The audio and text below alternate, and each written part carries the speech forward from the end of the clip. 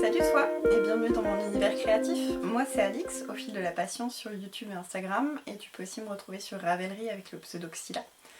Aujourd'hui, je viens de voir, donc on est le lundi 7 mars, j'ai un jour libre aujourd'hui, donc j'en profite pour venir te voir pour faire le point sur ce qui s'est passé d'un point de vue créatif pour moi sur la fin janvier, le mois de février et le tout début du mois de mars. J'aurais bien aimé revenir plus tôt, mais entre des soucis pro et des soucis perso, ça a été un peu compliqué depuis mi-janvier et le mois de février, mais vu que là j'ai un peu plus d'espace mental, d'espace mental et de temps, je me suis dit que j'allais revenir te voir et te présenter un peu ce qui s'est passé. Je me touche le pull parce que je pense que c'est ce qu'on voit le mieux et ce qu'on voit tout de suite. Il s'agit donc du pull Zalkis de Linda Skouya. Je sais pas comment prononcer son nom de famille correctement, de toute façon je te l'aurais écrit. Qui du coup est mon premier pull au crochet.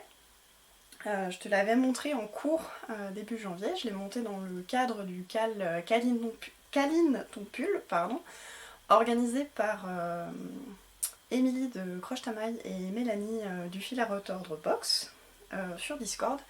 Et je les remercie encore d'avoir organisé ce CAL parce que ça m'a permis de me donner un coup de pied aux fesses et de me lancer.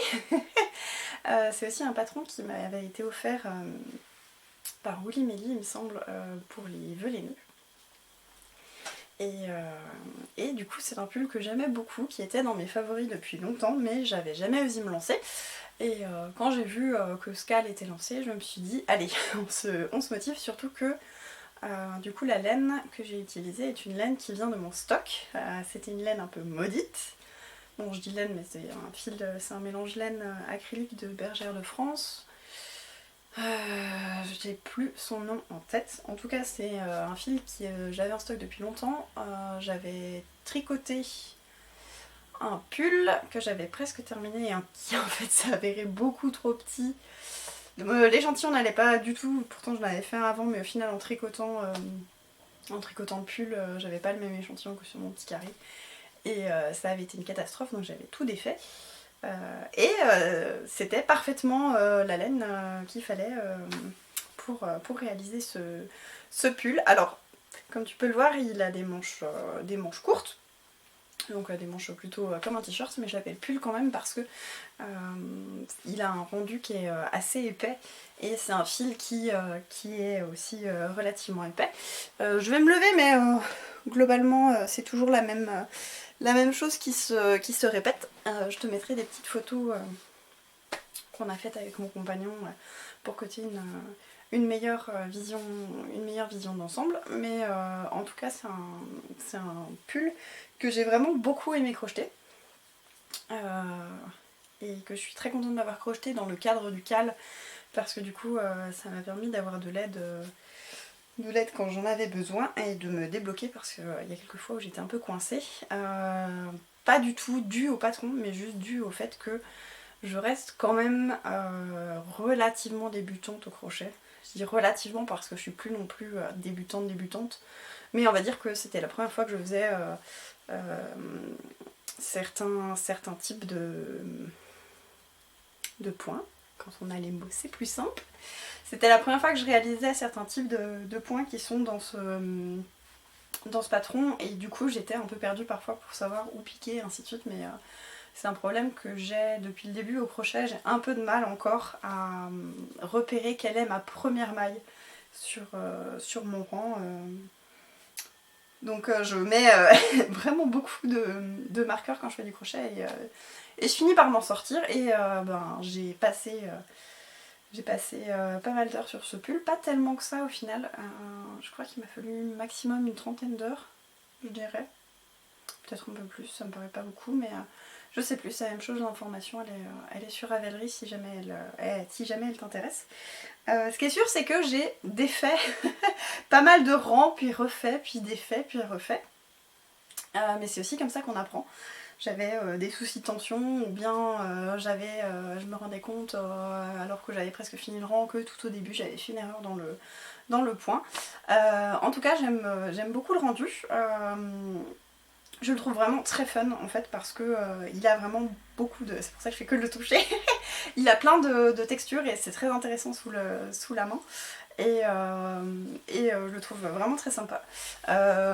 Et à porter aussi parce que du coup vu qu'il a une bonne aisance, il est vraiment très agréable. Là je le porte avec un pull à manches, un pull fin à manches longues. Parce qu'il fait pas non plus très très chaud aujourd'hui, donc sans manches j'aurais un petit peu froid. Mais je trouve que même sans rien dessous, le tissu n'est pas si transparent que ça. Donc il n'y a pas forcément, à mon goût, besoin de mettre quelque chose en dessous quand il fera un petit peu plus beau et que je pourrais supporter. Quand il fera pas encore suffisamment chaud pour que j'ai trop chaud avec, je le mettrai sûrement sans sous-pull. Qu'est-ce que je peux te dire d'autre? Je sais pas. Est-ce que j'ai oublié de dire quelque chose sur ce pull? J'arrête de le toucher, c'est peut-être insupportable. Ça fait beaucoup de bruit aussi du coup avec la texture. Je pense que tu l'entends pas. Mais ouais, c'est un patron qui se commence par le col et on descend. Qui est vraiment très très simple. Il existe en manche longue. Le patron est avec manche longue. Il est présenté en manche courte. Sur les photos principales du patron, mais on peut aussi faire des manches. Moi je l'aimais bien sous cette force. Pardon. Sous ce format manche courte, je le trouvais plus sympa. Je trouve qu'il est déjà assez chargé du fait de tous les différents motifs et que si j'avais fait en plus des manches, ça aurait fait un peu trop lourd. Visuellement trop lourd, pas en termes de poids. Et voilà. Après, j'ai pas l'habitude d'avoir autant d'aisance en fait sur des pulls, donc ça me fait un peu bizarre parce que j'ai l'impression d'être dans un sac à patates, mais en fait, je pense que c'est juste une histoire d'habitude parce que j'ai eu énormément de retours positifs sur ce pull, donc je pense que c'est juste une histoire d'habitude, et puis je suis bien dedans et j'adore la couleur. Comme tu dois sûrement t'en douter, à force si tu commences à me connaître un petit peu. Les rouges, c'est vraiment parmi mes couleurs favorites et du coup voilà, je l'aime beaucoup. Donc en parlant de rouge, il y a un autre projet sur lequel j'ai bien avancé, qui est mon pull Froya de Lucienne Tricotte. Alors, je suis en train de faire les deux manches en même temps, donc ça va pas être le plus simple à te montrer. Voilà. Donc il a bien avancé, je vais te montrer de dos comme ça. Donc j'ai fini le corps, je l'ai essayé en cours de route aussi. J'ai encore une petite inquiétude vis-à-vis des pinces qu'il y a sous la poitrine. Je pense que du moment que je l'aurais pas lavé, que j'aurais pas mis les boutons vraiment, j'ai toujours ce petit doute encore de est-ce que les pinces sont vraiment bien placées ou pas. En tout cas je l'ai essayé déjà plusieurs fois et il y a un jeu de diminution au niveau de diminution et d'augmentation au niveau de la taille. Vu que je fais la version cintrée et je trouve qu'elles sont extrêmement bien placées et que le patron est vraiment très très bien construit et en tout cas sur moi je trouve que ça tombe vraiment très bien pour l'instant, en tout cas celle au niveau du buste. Celle sous la poitrine je verrai mieux une fois que ça se sera détendu et du coup là je suis en train de... Enfin je reviens ensuite. Donc j'ai les manches qui sont en cours, je fais les deux en parallèle. Enfin en parallèle en même temps, parce que il me reste ça de laine et je veux être sûre d'avoir des manches de la même longueur.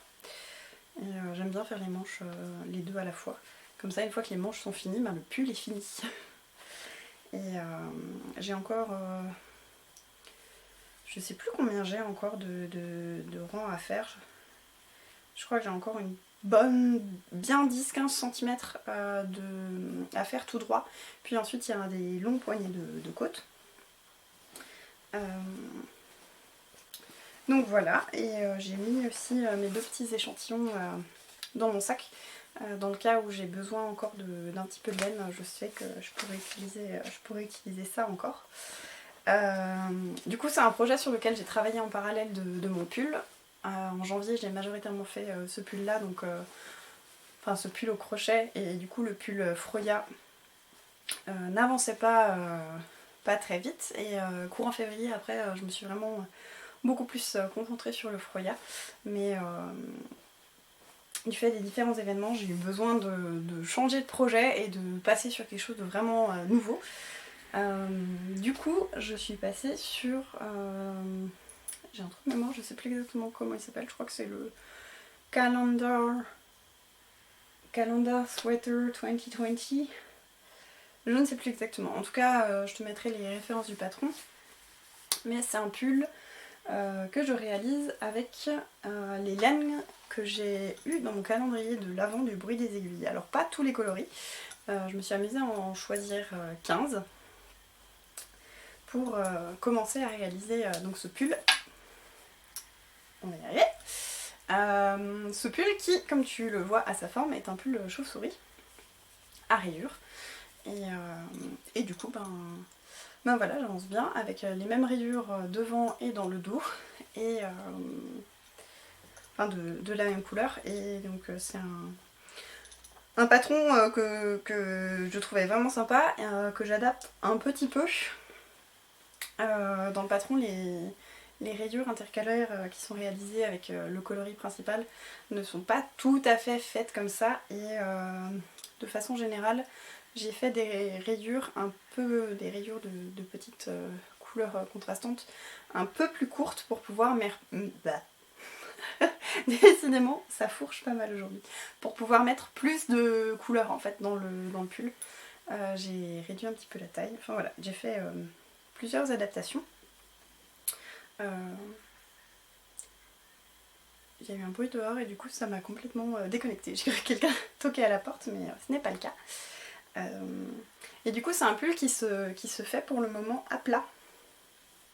Donc qu'on fait à plat, on part des épaules et ensuite on tricote d'un côté puis de l'autre, puis d'un côté puis de l'autre.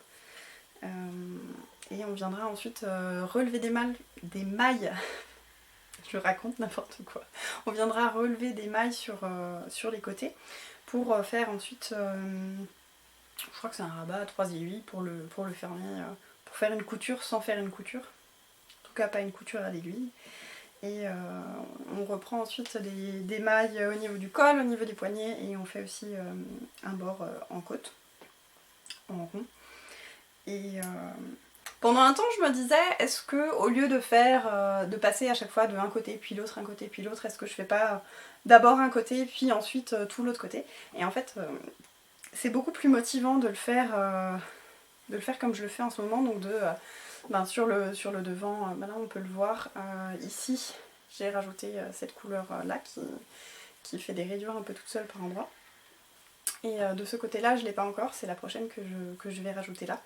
Je trouve ça plus motivant de faire les couleurs l'une après l'autre, et donc les deux rayures d'un coup.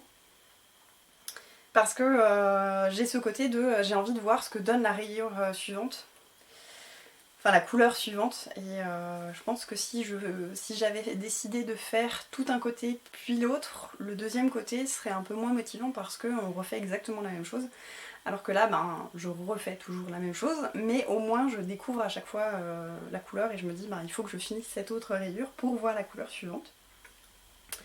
Donc voilà, je suis partie de vert un peu kaki, un peu foncé, en passant vers des verts clairs, des couleurs presque un peu qui tirent plus dans les bleus, et là je repars sur du plus foncé. Il me reste encore, donc ça c'est celle que je suis en train de tricoter en ce moment, j'ai encore une rayure à faire, et du coup il m'en reste encore 5, si j'arrive à te les montrer. Donc ensuite je vais introduire, bon bien sûr il y en a une qui tombe, je vais introduire, c'est difficile, je vais introduire ces couleurs là encore. La suivante sera celle-là, et c'est vraiment pas évident. Donc voilà, j'ai encore 5 couleurs à introduire après celle-ci, et j'espère que ça donnera quelque chose qui me plaît. En tout cas pour l'instant je suis vraiment ravie de comment les couleurs s'agencent. Et ça me change aussi un peu de partir sur du vert. Je ne sais pas pourquoi j'ai envie de vert en ce moment. En tout cas J'ai très envie aussi de finir le Froya, mais dans ma tête pour l'instant je suis bloquée. Du moment que je n'aurai pas terminé ce pull là, je n'arriverai pas à faire quoi que ce soit d'autre en tricot ou en crochet. En tricot j'ai encore mon châle, dont je t'avais déjà parlé, le Rhinelust. J'y ai fait peut-être 4 ou 5 rangs, mais vraiment je suis coincée. Je suis un peu coincée. En tout cas les 4-5 rangs se sont un peu mieux passés. J'ai aussi ça qui est en cours. Là on passe sur du crochet, donc c'est mon poulpe. En janvier j'en ai fait un tout petit peu, mais j'étais motivée plutôt par faire celui-là et je peux pas faire du crochet trop longtemps, sinon après j'ai des douleurs assez rapidement. Et j'ai dans cette pochette là ma couronne, la future couronne au crochet, la couronne de printemps. D'ailleurs il y a quelqu'un qui m'avait demandé si je pouvais mettre une photo, enfin en tout cas vous montrer à quoi ressemblait la couronne d'hiver que j'ai faite. Du coup je vais mettre une photo maintenant, comme ça ce sera fait. Mais en tout cas tous ces projets là sont en cours mais en pause. Le seul projet tricot crochet que j'avance c'est celui-là. Et je sais que du moment que je l'aurai pas fini, j'arriverai pas à passer à autre chose. En ce moment j'ai besoin de faire celui-là, il y a une signification très particulière pour moi. Et j'ai besoin d'aller au bout de ça avant de pouvoir passer complètement à autre chose. Et pour moi c'est ok en fait. Oui, du coup ça veut dire sûrement que le temps que je finisse celui-là, on sera peut-être déjà fin mars. Donc le temps que je finisse la Froya, on sera peut-être fin avril et il fera trop chaud pour que je la porte. Mais en fait c'est pas grave, c'est du tricot.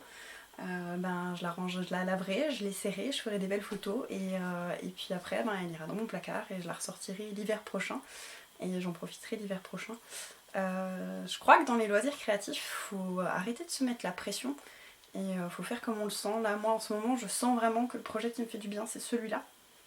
Pas que j'aime pas tricoter la Froya, mais c'est vraiment vu la signification qu'il a pour moi et ce qu'il représente, j'ai besoin vraiment en ce moment de faire celui-là. Donc en fait, je m'écoute et je fais celui-là. Et tout le reste, en fait, ça va attendre parce que pour l'instant, le projet qui me fait du bien, c'est celui-là. Et il est très agréable à tricoter. Et aussi, il est très facile à tricoter. Même si je fais des petites adaptations. Et aussi, là, je suis en train de faire... j'ai fait des calculs ce matin.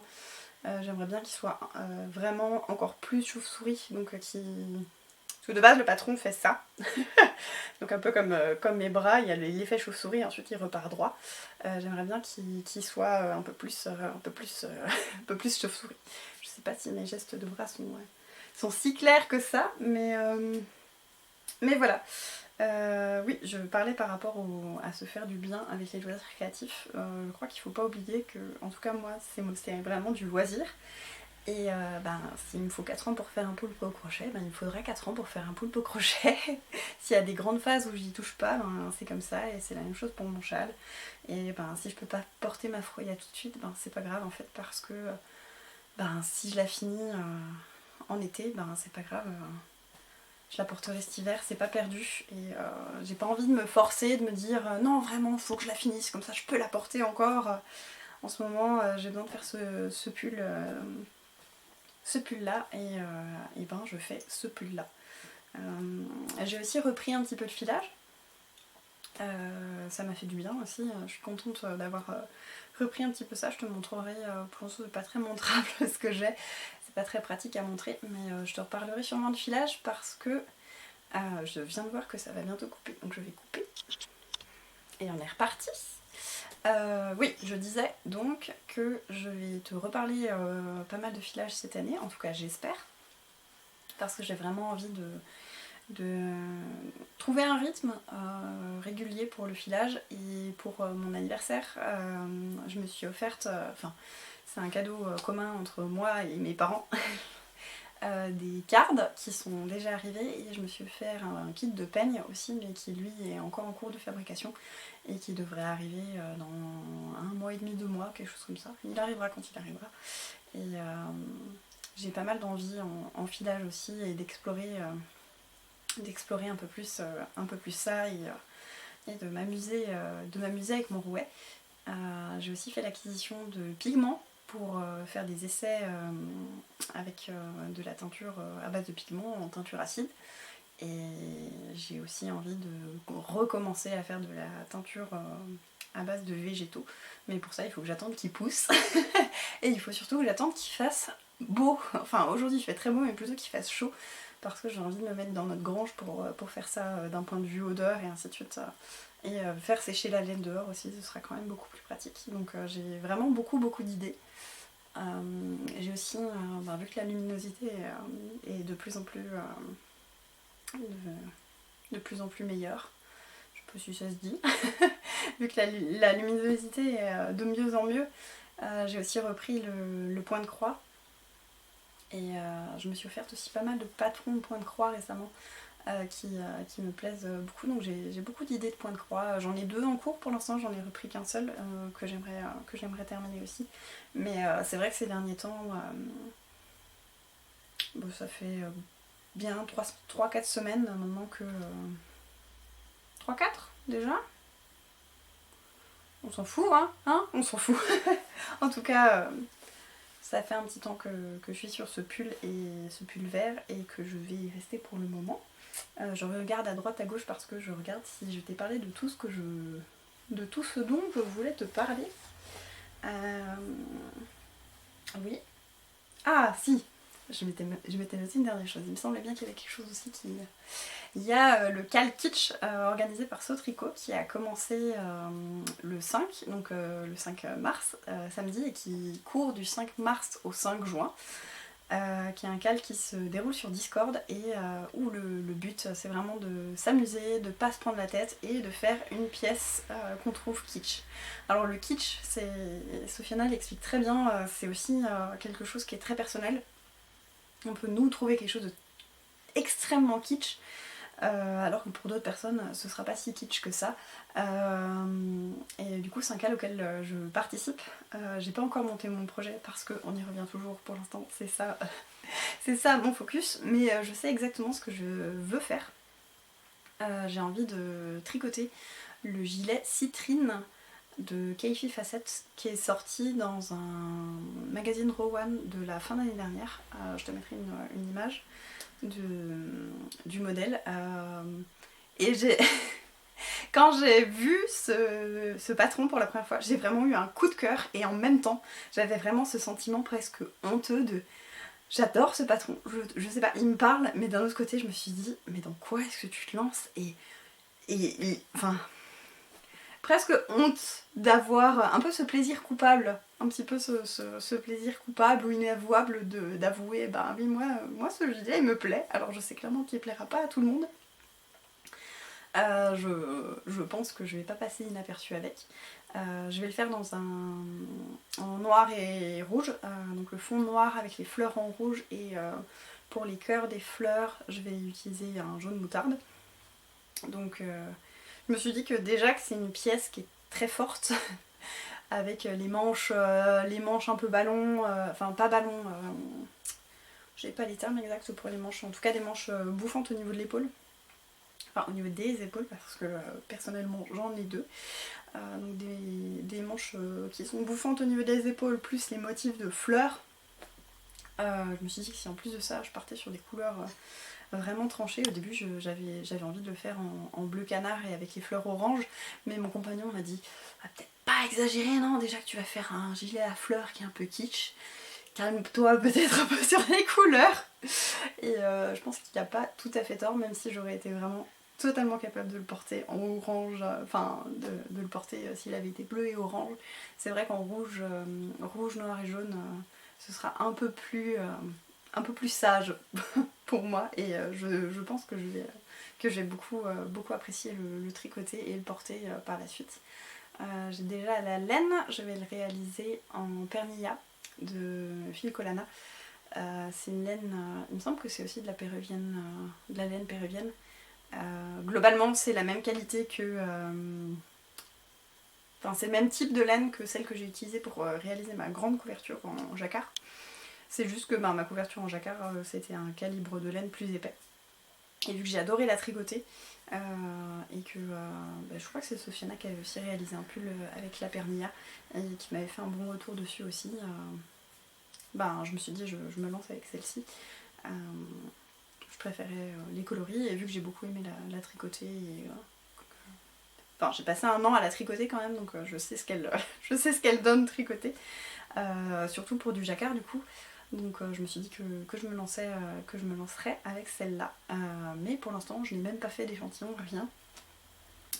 Je suis sur celui-là. Et en parlant d'échantillon, ça me fait penser aussi, j'ai fait un échantillon aussi pour réaliser un pull pour ma cousine pour ses 30 ans, qu'il faudrait que je fasse. Pour l'instant je me dis c'est bon, j'ai le temps parce que c'est avec une laine qui est très épaisse. Donc je me dis que ça ira très très vite. Mais je me connais, je vais finir par repousser, me dire zut, c'est tout bientôt et il va falloir que je me dépêche de le tricoter. Donc je verrai, mais en tout cas ça fourmille l'idée et j'ai envie de plein de choses et je vais me laisser porter. C'est vraiment, je me laisse porter et je me mets pas la pression. Même pour le pull de ma cousine, je sais très bien que si j'arrive pas à lui faire pour la fête de famille cet été, c'est pas grave, elle m'en voudra pas et elle l'aura plus tard et elle sera très contente de l'avoir plus tard, parce que de toute façon, vu le pull que c'est, même si je lui offre si j'arrive à le faire pour juillet et que je lui offre en juillet, elle ne pourra de toute façon pas le porter parce qu'il sera beaucoup trop chaud pour la saison. Donc voilà, donc oui.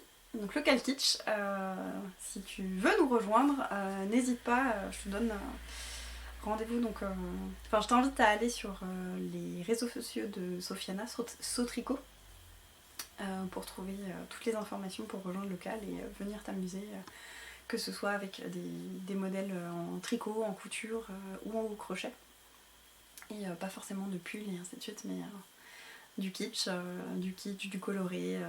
Viens avec ta définition du kitsch et viens t'amuser avec nous. Voilà. Cette fois, je crois que j'ai vraiment fait le tour. J'ai pas mal parlé, mais en même temps, ça faisait un petit temps que j'étais pas venue quand même. Je regarde à droite, à gauche. Tac, tac, tac. Ben oui, écoute. Je te remercie de m'avoir écouté jusque-là et je te dis à la prochaine fois. J'espère que tu auras apprécié regarder ce journal créatif et je te souhaite une très belle journée ou une très belle soirée en fonction de quand tu regardes cette vidéo. Salut!